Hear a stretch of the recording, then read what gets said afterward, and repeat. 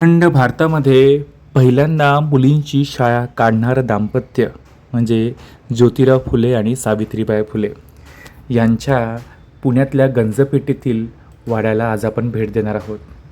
याच वाड्यातून, याच ठिकाणातून त्यांना या सर्व चळवळीला सुरुवात करता आली. तर या ऐतिहासिक निवासस्थानी यांचं स्मारकसुद्धा आहे. हा वाडा 1852मध्ये बांधला गेला असून महाराष्ट्रातील सामाजिक व शैक्षणिक सुधारणांच्या चळवळींना मोठी दिशा देणारा हा वाडा आहे. या ठिकाणी 24 सप्टेंबर 1873मध्ये महात्मा फुल्यांनी सत्यशोधक समाजाची स्थापना केली. त्यांचे कार्य या वाड्याशी आणि पुण्यातूनच चालले होते. पारंपरिक स्वरूपाचा हा वाडा असून सध्या हा ऐतिहासिक वाडा महाराष्ट्र शासनाच्या पुरातत्व व वस्तू संग्रहालय विभागामार्फत मूळ स्वरूपात अजूनही जतन केलेला आहे.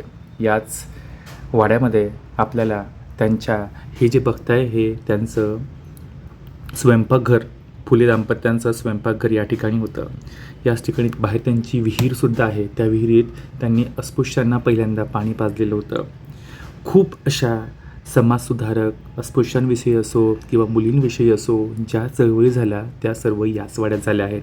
आणि हा वाड्याच्या बाहेरील परिसर असून इथे त्यांचं जीवनपट आकारलेलं आहे.